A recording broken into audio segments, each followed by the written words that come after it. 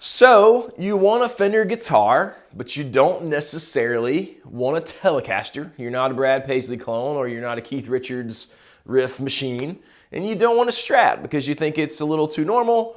You know, you're not playing SRV licks or John Mayer stuff or whatever. So you want to go with something a little different besides the big two Fender guitars, and you set your sights on a Jazzmaster. Super cool guitars, awesome offset body, but they have some extra sort of funny controls and switches and wheels for your thumb. And I think a lot of people get a little confused about what they all do. And maybe it turns them off from picking one up in the first place. Especially if you're not the type who goes and reads a bunch of specs and reads, how things are supposed to work. You just want to pick up a guitar and have it work. So maybe that has turned you off from grabbing a Jazzmaster in the past. Today, we're going to look at what the controls do. It's actually really, really simple. Hopefully, it demystifies it a little bit. And maybe you go and try a Fender guitar that you have not tried before. So, Fender Jazzmaster, super cool. I don't think many people actually use them for jazz. They've found a lot of popularity in sort of indie music. Elvis Costello, Wilco, all those kind of fun things. So let's just look at what the controls do, and hopefully it'll if you've never understood what the thumb wheels and the switch does before, now you will. So basically on a Jazzmaster, you have two circuits. You got a lead circuit and a rhythm circuit. This little switch right here on the upper bout by the horn, it controls which circuit is on, which one you're in. So let's start with that down with the lead circuit, because that's going to give us all these controls, which is going to work just like pretty much any Fender guitar, a lot like a Telecaster. You've got a pickup selector switch, and if it's down, or the way this one's situated, it's sort of going that way towards the pickup, it's going to be your bridge pickup. In the middle, you're going to get both pickups. There, you're going to get just the neck pickup. So that's very normal. And then you got a master tone and a volume. So that's going to work when you're in the lead position. So if I'm there, I'm just on my bridge pickup, I can roll the tone down, make it darker. I can roll the volume down, whatever. If I'm there, it's just my neck pickup, same thing. The tone works on both pickups. So it's, like I said, it is a master tone and volume. So there's that. If you flip this switch up, now you're in the rhythm circuit. None of this works anymore. So these are totally invalid now. Doesn't matter how they're set. Now these are our controls. So what's going to go on now when we're in the rhythm circuit? We only have the neck pickup. And I've heard people be confused before about, thinking that maybe their bridge pickup was acting funny because they weren't getting any noise from it while they're in the rhythm circuit. Well, when you're in the rhythm circuit, you only hear the neck pickup. It's the only thing activated. And it's actually really, really simple. This is now your master volume. This little wheel closest to the switch, this is your master tone. And I guess it's not really master because it's only affecting the neck pickup.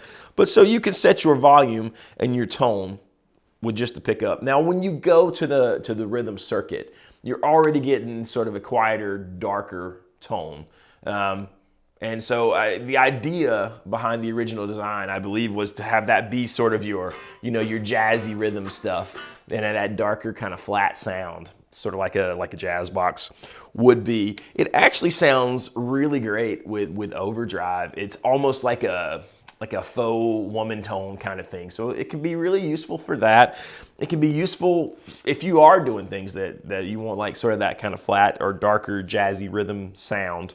I think there are some other cool uses that, like if you want to set up your lead sound on the lead circuit, or a more aggressive tone, and then have these controls however you want, whichever pickup selection you want, your volume set where you want, your tone set where you want, and then instead of having to hit them when you want to go maybe slightly quieter or a little less aggressive, more mellow, you just hit that knob. And then whatever settings you had here, they're ready to roll. So you can have this little switch and have two very different tones where you don't have to adjust any knobs or your pickup selector, where you're literally just hitting that switch And there you are. You got two different tones. And maybe later we'll do an actual playthrough where the guitar's plugged in. Right now we're just sort of talking through what the switches actually do. One thing that I used to do a lot with offsets with Jaguars and Jazzmasters is I would just turn the volume totally off there and then use this as like a little kill switch sort of thing just to kind of screw around with, almost like a tremolo thing, or you can get as experimental as you want. That's a lot of fun. So that's an option. Just to totally have the rhythm off. Or I guess you could do it the other way. You could turn the rhythm or the volume totally off on the lead circuit. There's your kill switch. When you switch to the circuit where the volume's off, it would be dead. It would be just like having a cool little kill switch effect. So that's cool with Jazzmasters. Big takeaway, that is the lead channel. It is only these controls, and you get the option of both pickups with the selector switch. When you're there, you only get the neck pickup. That's your volume. That's your tone. So, like I said, really simple. Not a ton, to remember there. Once you have that in your brain, you got the way a Jazzmaster works, and you can actually put it to use the way it was intended, or maybe the way that it wasn't intended. You can be as experimental and as cool as you want to be, but it gives you, just a pretty vast array of sounds, having the two circuits that you can easily switch back and forth between.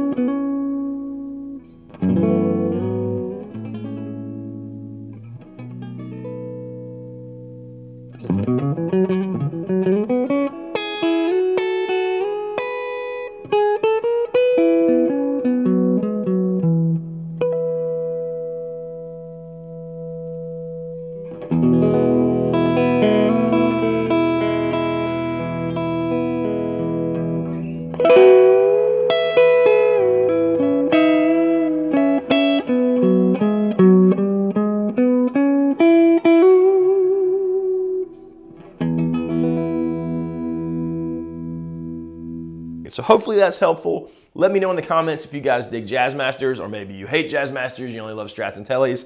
I'd love to hear your opinion. If you hate Jazzmasters or you're sort of adverse to them, is it because you've tried them, or is it because just the shape isn't pleasing to you, or it seems like there's too much going on? Love to know your thoughts on offsets in general. Jaguars are similar. They're kind of a whole different thing. Maybe we'll do a video on those and their controls pretty soon as well. Thanks for tuning in. Hopefully that was helpful information. If you haven't already, click like and subscribe. Make sure you hit that bell so you don't miss our videos in the future. Lots of new demos coming out, lots of new chats, and hopefully interesting discussions with Baxter and myself. Thank you guys for hanging out with us. We'll see you next time.